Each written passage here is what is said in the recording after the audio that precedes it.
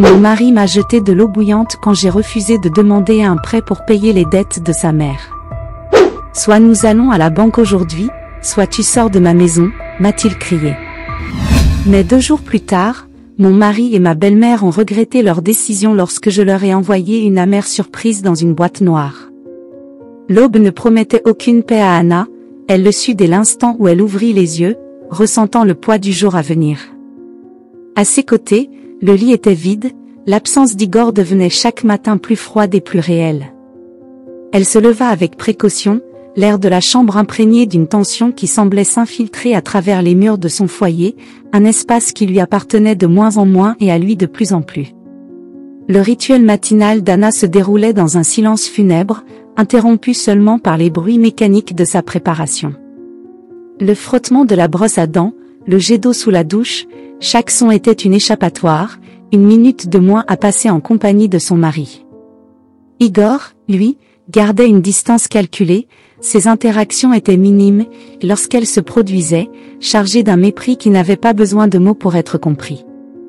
Dans la cuisine, Anna préparait le petit déjeuner, son esprit vagabondant entre le lait qu'elle versait dans les céréales et les chiffres qu'elle devait équilibrer au travail. Ce n'était pas seulement la distance émotionnelle d'Igor qui la tourmentait, c'était aussi ses exigences constantes, ses attentes qu'elle tienne à bout de bras leur économie en ruine.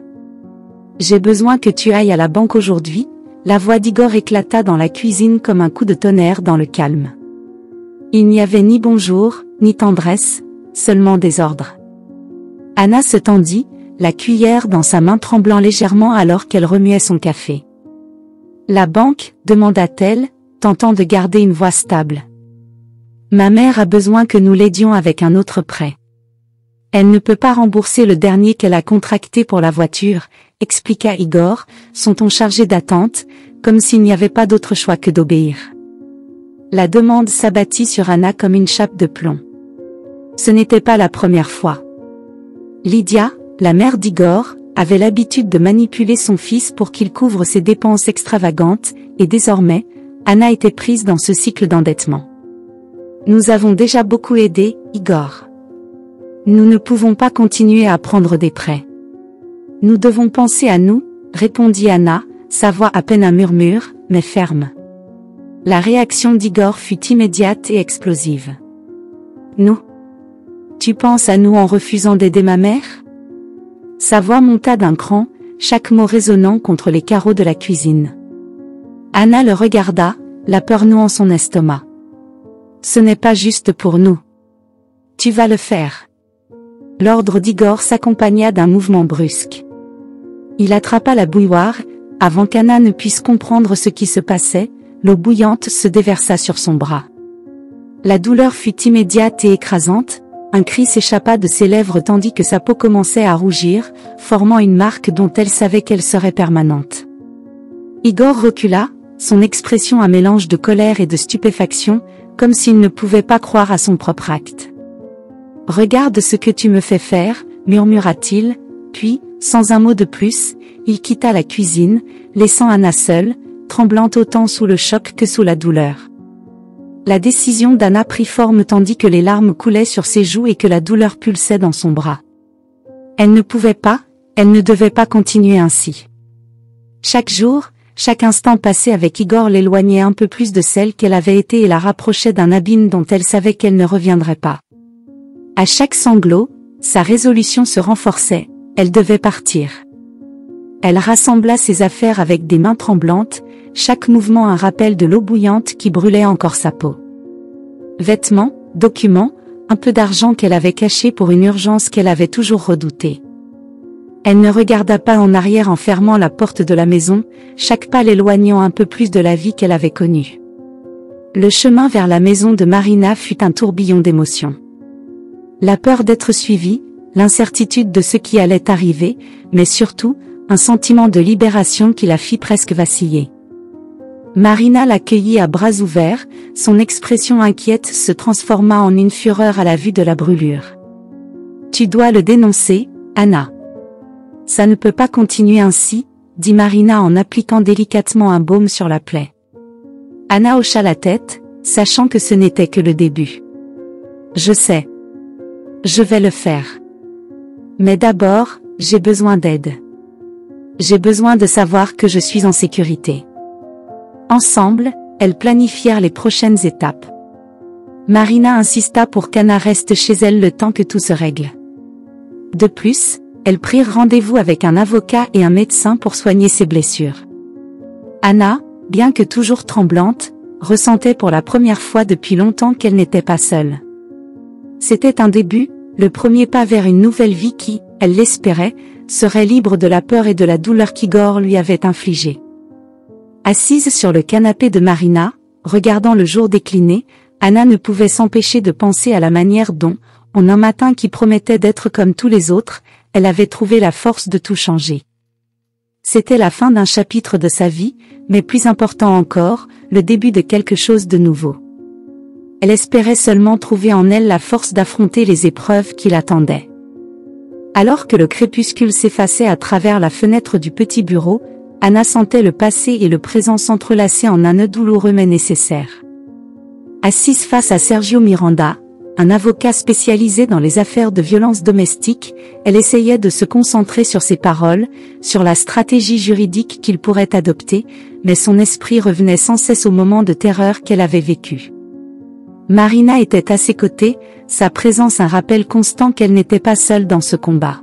« Anna, les documents que vous avez apportés sont essentiels, mais nous avons besoin de plus que des preuves de vos blessures pour renforcer le dossier. Tout ce que vous pouvez fournir sur les transactions financières et toute forme de contrôle ou d'abus émotionnel sera crucial, » expliquait Sergio d'une voix calme, cherchant à transmettre de l'assurance sans minimiser la gravité de la situation. Anna acquiesça, notant mentalement chaque exigence. « J'ai quelques relevés bancaires et des emails qui pourraient servir. Il y a aussi des lettres, dit-elle, sa voix se brisant au souvenir. Les lettres sont précieuses, surtout si elles montrent un schéma récurrent, souligna Sergio, l'encourageant à poursuivre. Lorsque la réunion se termina, Anna et Marina rentrèrent chez elles en silence, perdues dans leurs pensées. Une fois arrivée, Anna monta dans la chambre que Marina lui avait offerte, déterminée à fouiller parmi les boîtes de documents qu'elle n'avait jamais eu le courage d'ouvrir. Dépoussiérant une vieille boîte à chaussures, elle trouva une pile de lettres liées par un ruban rouge. L'expéditeur n'était autre qu'Igor. Les mains tremblantes, elle commença à les lire une par une. Les mots étaient comme des flèches empoisonnées, doux en apparence mais chargés de venin. Igor parlait d'amour, mais entre les lignes, on lisait la manipulation, son besoin de contrôler chaque aspect de la vie d'Anna. « Tu dois comprendre que c'est ce qu'il y a de mieux pour toi », écrivait-il dans l'une d'elles. « Fais-moi confiance, je sais ce qui est bon pour nous », disait-il dans une autre. À mesure qu'elle lisait, Anna sentait la colère et la douleur se mêler à une détermination implacable. Ces lettres étaient la preuve de la manipulation émotionnelle qu'elle avait subie. Une semaine plus tard, alors qu'elle préparait le dossier, Marina trouva Anna assise sur le sol du salon, entourée de papiers et de photos. « Que as-tu trouvé ?» demanda Marina en s'accroupissant à ses côtés. « Regarde ça » dit Anna en lui tendant une vieille photo où l'on voyait Igor et sa mère, Lydia, dans une bijouterie. Ce jour-là, il a insisté pour que nous achetions quelque chose pour sa mère avec l'argent que j'avais économisé pour l'université. Cela montre son influence sur lui et comment il t'utilisait pour satisfaire ses exigences, répondit Marina, sa voix tremblante de colère contenue. La préparation du dossier entraîna Anna et Marina sur un chemin sombre, fait de souvenirs et de révélations qui, bien que douloureux, étaient nécessaires pour bâtir leur défense. Chaque souvenir, chaque preuve, ajoutait du poids à leur cause. Cependant, la situation s'aggrava un après-midi lorsqu'Anna reçut un appel d'Igor. Sa voix était un murmure glacé qui tentait de se déguiser en inquiétude. « Anna, tu n'as pas besoin de faire ça. On peut tout arranger. Rentre à la maison et oublie cette histoire, disait-il, son ton sucré, mais tranchant comme une lame.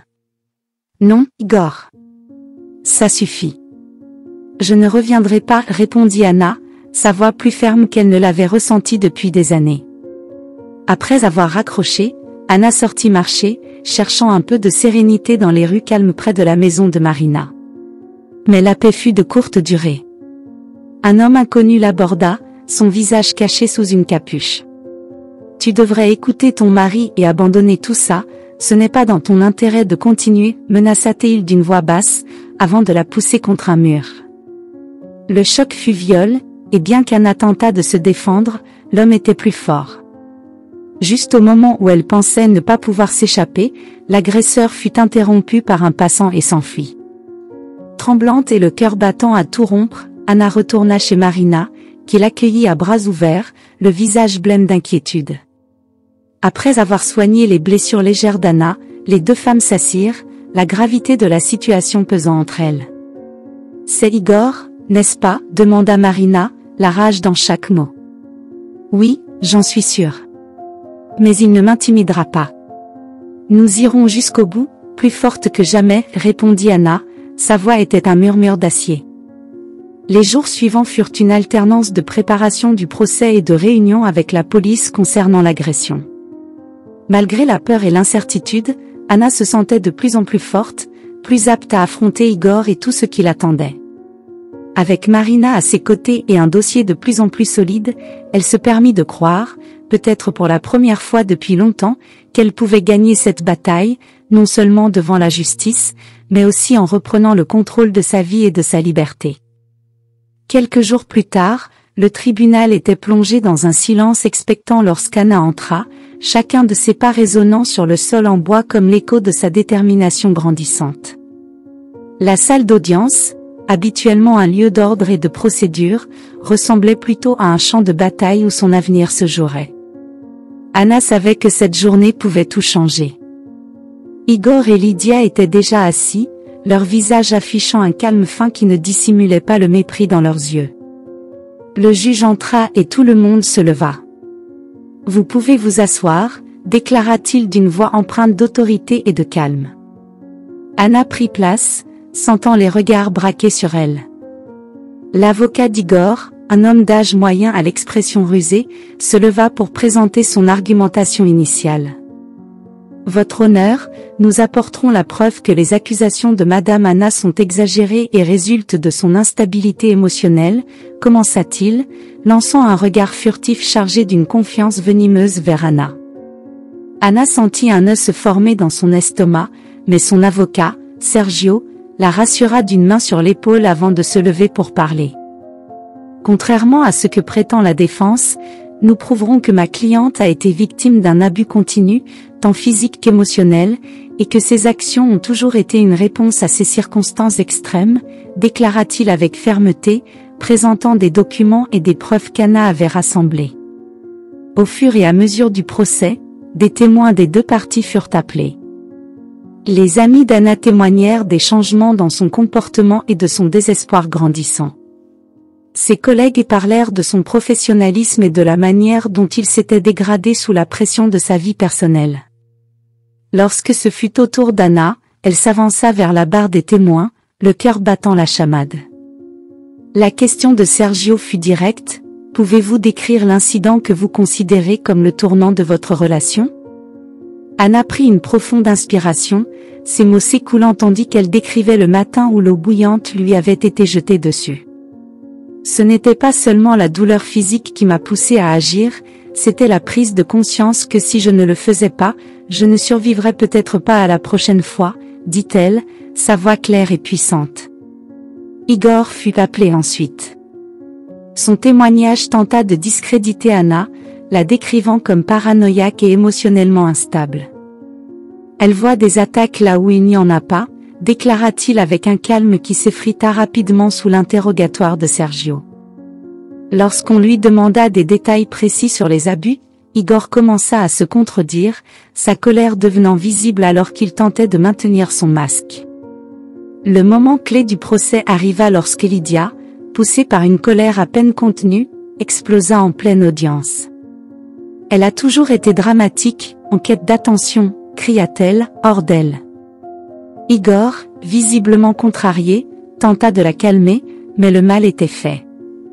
Le juge réclama le silence, et l'explosion de Lydia ne fit que renforcer la crédibilité des accusations d'Anna. Après des heures de témoignages et de délibération, le juge était prêt à rendre son verdict. Anna retint son souffle, son avenir suspendu aux mots qui allaient suivre. Après avoir examiné attentivement toutes les preuves et témoignages, ce tribunal se prononce en faveur de Madame Anna, déclara le juge. Igor et Lydia protestèrent violemment, mais la décision du juge était irrévocable. Anna obtint une compensation significative et sa part des biens qu'elle partageait avec Igor. La victoire fut douce amère pour Anna. En quittant le tribunal, des larmes coulaient, non seulement de soulagement, mais aussi de tristesse pour tout ce qu'elle avait perdu en chemin. La lutte était terminée, mais le chemin vers la guérison ne faisait que commencer. Avec le jugement en main, elle décida que son premier pas serait de se libérer complètement de son passé avec Igor.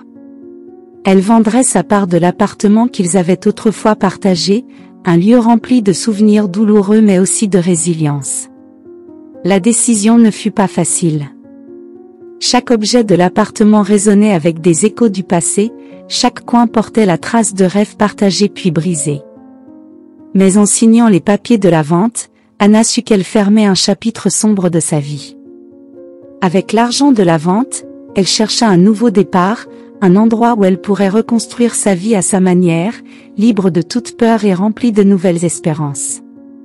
La fin du procès et la vente de l'appartement ne symbolisaient pas seulement la fin de son calvaire, mais aussi le début de sa véritable reconstruction et de sa renaissance. Anna regarda vers l'avenir, sachant qu'aussi douloureux ait été son parcours, la force qu'elle avait trouvée dans son combat serait la base de sa nouvelle vie, une vie qu'elle choisirait et définirait elle-même. Anna ferma la porte de son ancien appartement pour la dernière fois, les clés dans sa main pesaient autant que les émotions qui l'envahissaient. Derrière elle restait un espace rempli de souvenirs douloureux, chaque recoin étant le témoignage de sa lutte pour la liberté et la dignité. D'un dernier regard, elle laissa le passé derrière elle et se dirigea vers son nouvel appartement, un lieu qu'elle avait choisi méticuleusement, un sanctuaire qui promettait de nouveaux départs et l'espoir d'un avenir meilleur. L'appartement était situé dans un quartier calme, loin de l'agitation de la ville, près d'un parc où le vert des arbres semblait dessiner des sourires dans l'air frais du matin. C'était un petit studio au dernier étage d'un immeuble ancien mais bien entretenu, avec de grandes fenêtres inondant l'espace de lumière naturelle. En entrant, Anna ressentit un mélange de liberté et une mélancolie subtile, une sensation d'être seule mais en sécurité, indépendante mais encore enracinée dans ses expériences passées. Les premiers jours dans son nouveau foyer furent consacrés à l'installation et à la réflexion. Elle déballa ses cartons, chaque objet étant un fragment de sa vie passée qui trouvait désormais une nouvelle place dans son environnement renouvelé. Elle disposa des livres, des photos et quelques souvenirs sur les étagères, aménageant chaque coin pour refléter qui elle était et qui elle aspirait à devenir. Entre des tasses de café et des couchers de soleil, Anna passait des heures à contempler son parcours, des jours sombres jusqu'à sa récente victoire au tribunal. Chaque réflexion était un pas vers la guérison, une reconnaissance de ses pertes et une étreinte des possibilités encore inexplorées.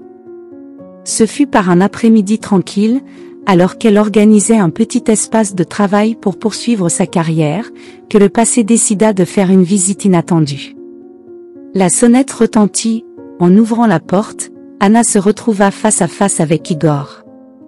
Sa présence fut un coup au cœur, un rappel de ce qu'elle avait tant travaillé à laisser derrière elle. « Igor, que fais-tu ici ?» Sa voix était ferme, bien que son cœur battît avec force. « Anna, j'ai besoin de te parler. » S'il te plaît, il paraissait plus vieux, fatigué, et ses yeux portaient une lueur de désespoir qu'elle ne lui avait jamais vue auparavant. « Il n'y a rien à dire. » « Tout a été dit au tribunal, » répondit Anna, bloquant l'entrée de son corps. « Je sais que j'ai fait des erreurs, mais je te demande une chance d'expliquer, de te demander pardon. » Igor fit un pas en avant, mais Anna resta inébranlable. « Je suis désolée, Igor. Mais il n'y a rien que tu puisses dire qui changera ce qui s'est passé. » « J'ai tourné la page, » dit Anna avec une clarté née de sa force nouvellement acquise. Igor poussa un soupir, un mélange de résignation et de douleur traversa son visage. « Je comprends. J'espère qu'un jour tu pourras me pardonner, » dit-il avant de se retourner et de s'éloigner lentement. Anna referma la porte, son souffle encore saccadé par cette rencontre. Elle s'adossa contre la porte un instant, s'accordant le droit de ressentir l'ampleur de ce qui venait de se produire. Elle avait affronté l'une de ses plus grandes peurs et était restée forte. Elle était libre. Dans les jours qui suivirent, Anna s'appliqua à remplir sa vie de nouvelles expériences et de nouvelles rencontres. Elle explora son quartier, s'inscrivit à des cours de yoga et commença à assister à des groupes de soutien, où elle partageait son histoire et écoutait celle des autres. Chaque pas renforçait son indépendance, chaque jour était une redécouverte de sa propre capacité à se reconstruire. Enfin, un matin, Anna se tint devant les grandes fenêtres de son appartement, observant le soleil levant colorer le ciel de teintes roses et orangées. Elle inspira profondément, sentant la paix de ce nouveau départ. Lentement, elle ouvrit les fenêtres, laissant la brise fraîche envahir la pièce. Elle contempla l'horizon, envisageant le vaste monde qui s'ouvrait à elle, un monde rempli de défis mais aussi d'infinies possibilités. Ceci est le début de quelque chose de nouveau, murmura-t-elle pour elle-même, un sourire se dessinant sur son visage alors qu'elle songeait à tout ce qu'elle avait surmonté et à tout ce qui l'attendait encore. À cet instant, Anna n'ouvrait pas seulement les fenêtres sur un nouveau jour, mais aussi sur une nouvelle vie, une vie dont elle était l'auteur, une vie définie non par son passé, mais par son présent et ses espoirs pour l'avenir. Si cette histoire vous a touché, laissez en commentaire ce que vous avez ressenti en l'écoutant. Si vous avez vécu une situation similaire de tromperie, j'aimerais que vous partagiez votre précieuse opinion. Je serais honoré si vous laissiez un like, partagiez la vidéo avec un ami ou un proche et vous abonniez à la chaîne.